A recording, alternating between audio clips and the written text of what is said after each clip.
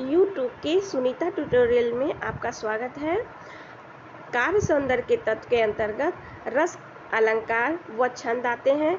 तो आज हम रस का अध्ययन करेंगे, जिसमें रस किसे कहते हैं, रस के अंग या अवयव, रस के प्रकार और उसका उदाहरण पढ़ेंगे। अब हम आपको बता रहे हैं कि रस किसे कहते हैं। कविता, कहानी व उपन्यास को पढ़ने या सुनने से एवं नाटक को देखने से जिस आनंद की अनुभूति होती है उसे रस कहते हैं। मान लिया हम कोई नाटक देख रहे हैं या कहानी पढ़ रहे हैं, यहाँ आपको आनंद की अनुभूति भी हो सकती है या दुख भी हो सकता है या आपको गुस्सा भी आ सकता है। ये जो भाव आपके मन में उत्पन्न हो रहे हैं उसे ही रस कहते हैं। आचार्यों ने रस को काव्य की आत्मा कहा है और 9 रस माने जाते हैं। रस के अंग या अवयव। तो रस के 4 अंग होते हैं: स्थायी भाव, विभाव, अनुभाव, संचारी भाव। अब देखिए, स्थायी भाव किसे कहते हैं? सहृदय के हृदय में जो भाव स्थायी रूप से विद्यमान रहते हैं उसे स्थायी भाव कहते हैं।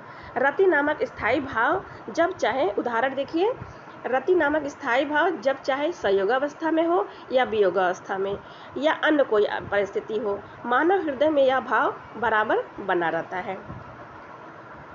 प्राचीन भारतीय आचार्यों ने स्थायी भाव 9 माने जाते हैं। प्राचीन भारतीय आचार्यों के अनुसार स्थायी भाव 9 माने जाते हैं। उन्हीं के आधार पर 9 रस माने जाते हैं।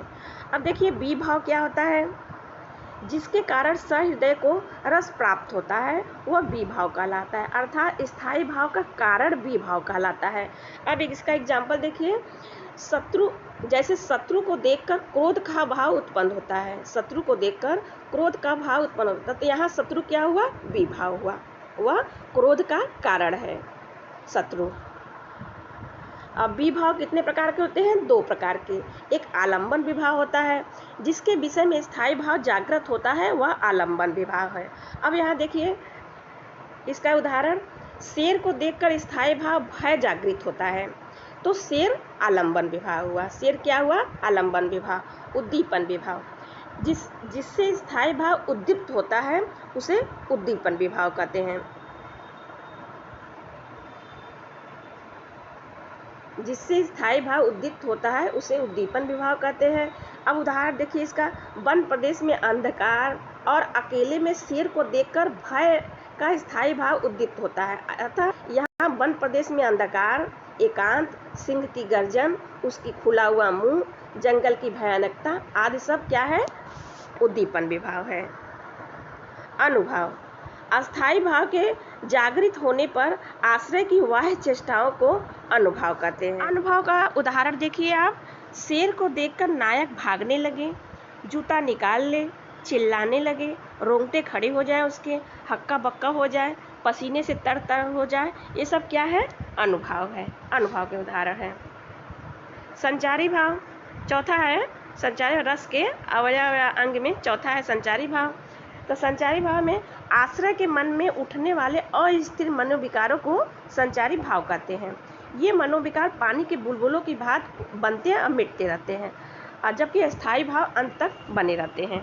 अब देखिए इसका उदाहरण, श्रृंगार रस के प्रकरण में शकुंतला से प्रतिविध दुष्यंत के चित्त में उल्लास, चपलता, व्याकुलता आदि भाव संचारी भाव है। अब देखिए रस के प्रकार। रस और उसके स्थायी भाव। श्रृंगार रस पहला है, श्रृंगार रस, उसका स्थायी भाव क्या है? रति है। दूसरा है हास्य रस, उसका स्थायी भाव क्या है? हास है। रौद्र रस का क्रोध है। करुण रस का शोक है। वीर रस का उत्साह है। भयानक रस का स्थायी भाव भय है। विभत्स रस का जो गुस्सा है। अद्भुत रस का विस्मय है। अशांत रस का निर्वेद है। वात्सल रस का वत्सल है। अभक्ति रस का भगवत विषयक है। 2 रस देखिए बाद में आचार्यों ने इसको माना है। वैसे 9 प्रकार के ही रस होते हैं, लेकिन 2 रस बाद में मान लिया गया है। पहला देखिए श्रृंगार रस। अब हम आपको श्रृंगार रस के बारे में बता रहे हैं। सहृदय के चित्त में रति नामक स्थायी भाव का जब विभाव, अनुभाव और संचारी भाव से संयोग होता है तो वह श्रृंगार रस का रूप धारण कर लेता है। सहृदय के चित्त में, सहृदय मतलब जिसके मन में भाव उत्पन्न होते हैं, सहृदय के चित्त में रति नामक स्थायी भाव का जब विभाव, अनुभाव और संचारी भाव से संयोग होता है तो वह श्रृंगार रस का रूप धारण कर लेता है। अब देखिए, श्रृंगार रस के भेद दो प्रकार होते हैं, संयोग श्रृंगार और वियोग श्रृंगार। तो संयोग श्रृंगार में क्या होता है, नायक और नायिका के मिलने की दशा का वर्णन संयोग श्रृंगार कहलाता है। अब इसका उदाहरण देखिए, बतरस लालच लाल की मुरली धरी लुकाए, सह करे भवन हंसै, दैन कहे नटी जाए। यहाँ पर श्री कृष्ण से बातचीत का आनंद लेने के लिए लोभ में राधा उनकी मुरली को छुपा देती हैं। श्री कृष्ण द्वारा मुरली के संबंध में पूछे जाने पर वह शपथ खाकर कहती हैं कि उसे मुरली की कोई जानकारी नहीं है, किंतु भौं के सहारे मुस्कुरा देती हैं कि मैंने उन्हें कैसे मूर्ख बना दिया। श्री कृष्ण का संदेह बढ़ जाता है और वह पुनः राधा से मुरली की मांग करते हैं। तो पहले वह देने के लिए कहती हैं, किंतु जब श्री कृष्ण रुक जाते हैं तो वह फिर इनकार कर देती हैं कि उसे मुरली की कोई जानकारी नहीं है। इस स्थान पर रति स्थायी भाव है। आलम्बन विभाव श्री कृष्ण और नायिका है। श्री कृष्ण विषय है। यहाँ पे आलम्बन विभाव भी दो प्रकार का होता है। तो श्री कृष्ण यहाँ विषय है और नायिका आश्रय। उद्दीपन विभाव है एकांत प्रदेश और बातचीत का आनंद लेना। और अनुभाव है मुरली का चुराना, शपथ खाना, भावों से मुस्कुराना। और संचारी भाव है हर्ष, चपलता, आशा, उत्सुकता आदि। इस प्रकार विभाव, अनुभाव और संचारी भाव के सहयोग से रति नामक स्थायी भाव यहाँ पुष्ट हो रहा है। अब वियोग श्रृंगार में देखिए आप, जिस रचना में नायक और नायिका के मिलन का अभाव रहता है और उसे विरह का वर्णन होता है, वहाँ वियोग श्रृंगार होता है।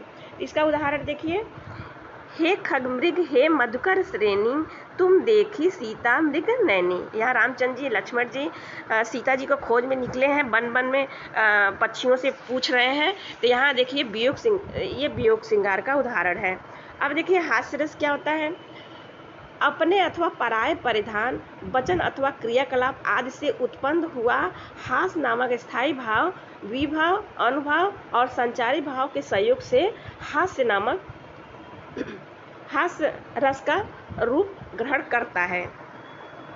इसका उदाहरण देखिए, प्रति सुनी उकसही अकुसाही, देख दशा हरिगन मुस्काई। भारत को भगवान ने बंदर का रूप दे दिया था, पर इसका ज्ञान उन्हें नहीं था। वे तो अपने को अति सुंदर मानकर राजकुमारी का ध्यान आकृष्ट करने को उकसही अकुसाही, उनकी ऐसी चेष्टा लोगों के हास्य का कारण बन रही थी। अब आप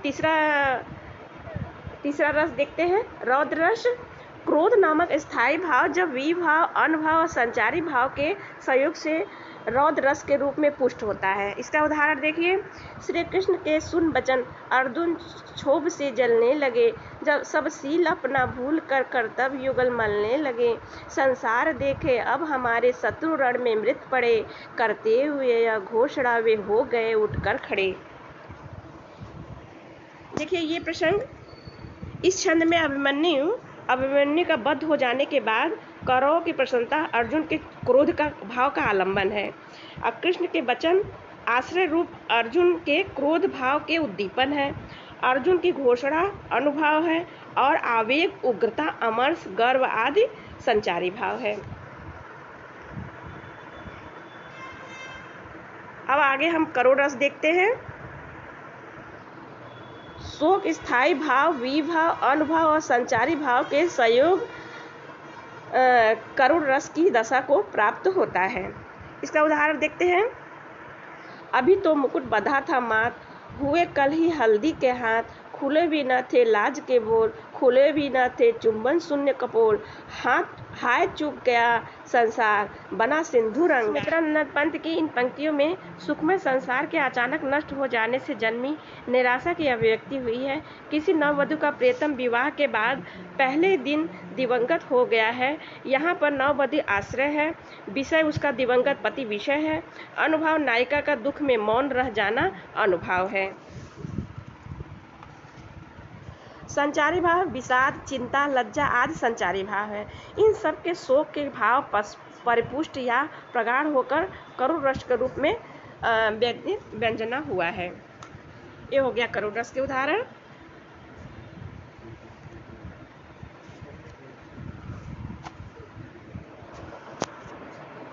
अब आगे देखिए वीर रस। विभाव, अनुभव और संचारी भाव के सहयोग से उत्साह नामक स्थायी भाव वीर रस की दशा को प्राप्त होता है। आगे देखिए इसका उदाहरण।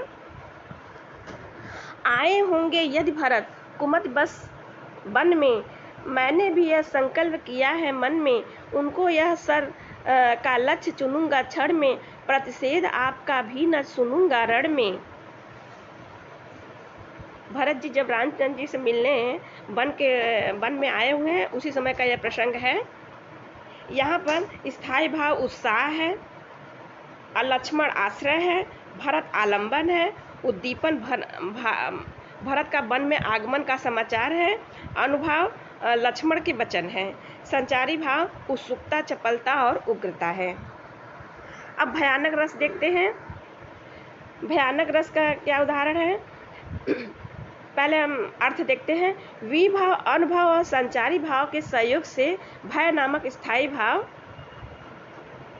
विभाव और अनुभव और संचारी भाव के सहयोग से भय नामक स्थायी भाव भयानक रस के रूप में ग्रहण करता है। इसका उदाहरण देखिए। उधर गरजती सिंधु लहरिया, कुटिल काल के जालों सी, चली आ रही फेन उगलती, फन फैलाए ब्यालों सी।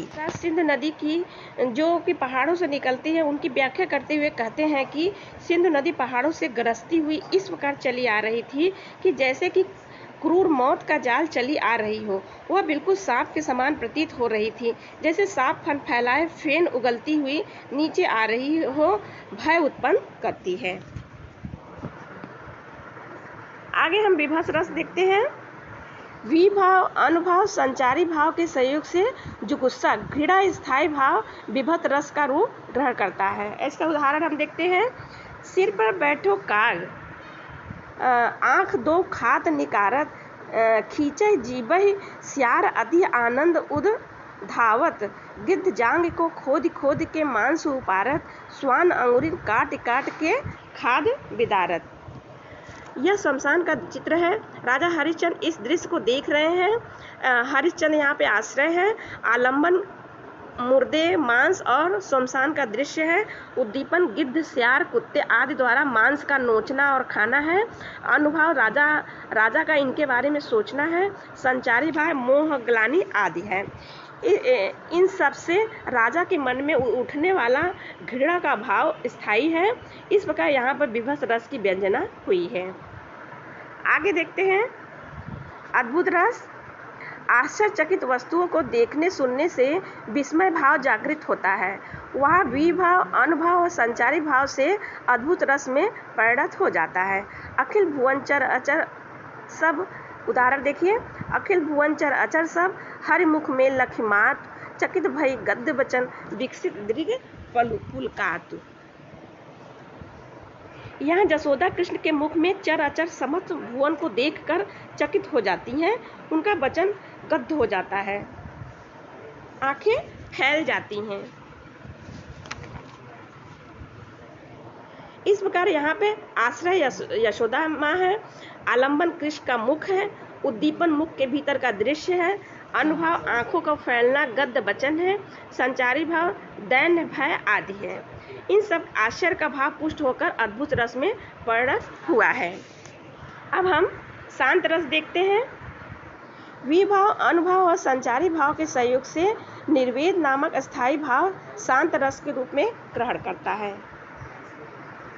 इसका उदाहरण देखिए। सूत बनितानि जान स्वारथ, न करू नेह सबहि ते, अतहि तोहि तजेंगे पामर, तू तजय अबहि ते। अब नाथय अनुराग जाग जड़, त्यागो दुरासा जातय, न काम अग्नि तुलसी, कौ विषय भोग बहु ऋषि। तुलसीदास जी ने सांसारिक मनुष्यों को संबोधित किया है। पुत्र, स्त्री आदि के संबंध में स्वार्थजनिक होते हैं। इनका मोह छोड़ देना उचित है। काम की आग विषय भोग से नहीं बुझती, इसलिए अरे मूर्ख, यह दुराशा छोड़कर परमात्मा के प्रति अनुराग पैदा करो। यहाँ पे आश्रय यहाँ संबोधित मनुष्य है। आलंबन सूत बनीता आदि आलंबन है। अनुभव सूत बनीता, इन्हें छोड़ने को कहना अनुभव है। संचारी भाव घृति मति विमर्श आदि संचारी भाव। इस प्रकार निर्वेद नामक स्थायी भाव शांत रस में परिणत होता है। अब वात्सल रस देखते हैं। वात्सल नामक स्थायी भाव विभाव, अनुभाव और संचारी भाव के सहयोग से वात्सल रस के रूप में परिपूर्ण होता है। पुत्र शिष्य आदि के प्रति जनित स्नेह को प्रकट करने की दशा में वात्सल रस की उत्पत्ति होती है। उदाहरण इसका देखिए, किलक अरे मैं नेह निहारू, इन दांतों पर मोती वारू। आगे भक्ति रस देखते हैं। देव विषयक रति, राम कृष्ण आदि के प्रति अनुराग को भक्ति के नाम से पुकारा जाता है। भक्ति रस का स्थायी भाव भक्ति या भागवत विषयक रति को माना जाता है। इसका उदाहरण देखिए, राम जपू राम जपू राम जपू बावरे, भोर भव नीर निधि नाम निज नाव रे। यह भक्ति रस का उदाहरण है। यदि वीडियो पसंद आया हो तो वीडियो को लाइक करिए, चैनल को सब्सक्राइब करिए। Thank you.